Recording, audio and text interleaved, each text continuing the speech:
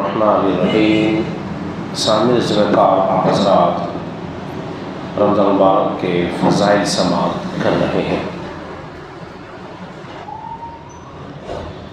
رمضان المبارک کا یہ پیارا مہینہ جو رحمتیں اور برکتیں ہم پر ٹھماٹھم برسا رہا ہے، خوش نصیب لوگ وہ ہیں جو ان رحمتوں و برکتوں کو اپنے دامن میں سمیٹ رہے ہیں۔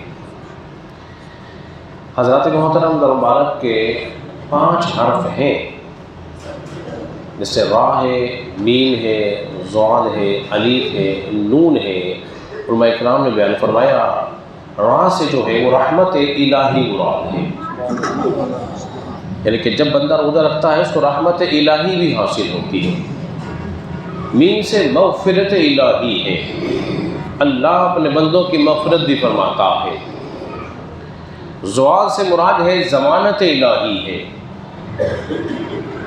اور الف سے جو ہے وہ الفت الہی ہے، اور نون سے جو ہے وہ نور الہی ہے۔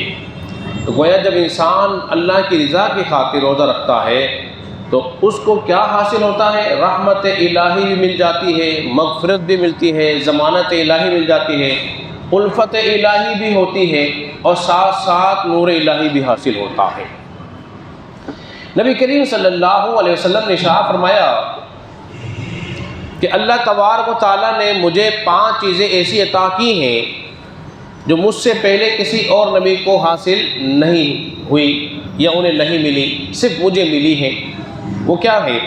فرمایا جب رمضان المبارک کی پہلی رات آتی ہے، اللہ تبارک و تعالیٰ اپنے بندوں پر نظر رحمت فرماتا ہے، نظر رحمت فرماتا ہے رمضان کی پہلی ہی رات، اور جس پر نظر رحمت فرمائے گا اس کو عذاب نہیں دے گا۔ دوسرے نمبر پر کیا ہے؟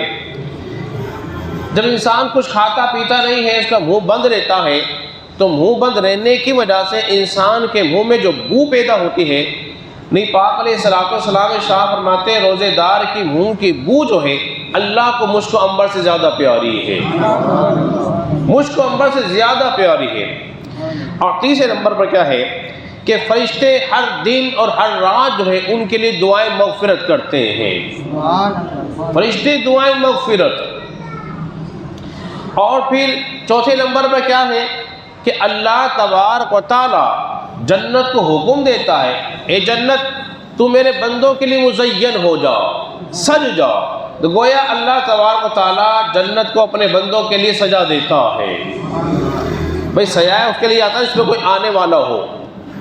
اور 5ویں نمبر پر یہ ہے کہ جب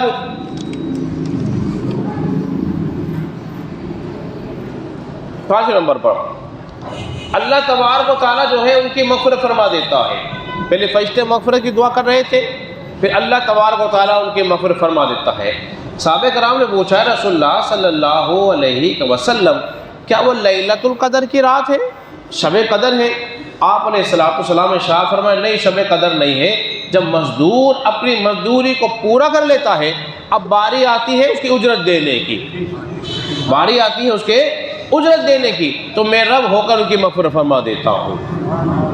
حضرات محترم، آخری بات کر کے اپنی گفتگو ختم کرتا ہوں۔ اگر تمہیں معلوم ہو جائے، حدیث کے اندر آتا ہے رسول اللہ صلی اللہ علیہ وسلم نے ارشاد فرمایا اگر تمہیں معلوم ہو جائے کہ رمضان میں کیا کچھ ہے، کتنی رحمتیں ہیں، مغفرتیں ہیں، انوار الہی ہیں، کیا کچھ ہے، اگر تمہیں معلوم ہو جاتا تو تم تمنا کرتے کاش سال ہی سال رمضان ہوتا، سال ہر سال ہی رمضان ہوتا۔ تو اللہ رب العزت کی بارگاہ میں دعا کریں کہ اللہ تعالیٰ ہمیں صحیح معنی میں رمضان کے روزے رکھنے اور اس کی عبادت الہی کرنے میں مشغول رہنے کی توفیق عطا فرمائیں۔ آمین۔ الحمدللہ رب العالمین۔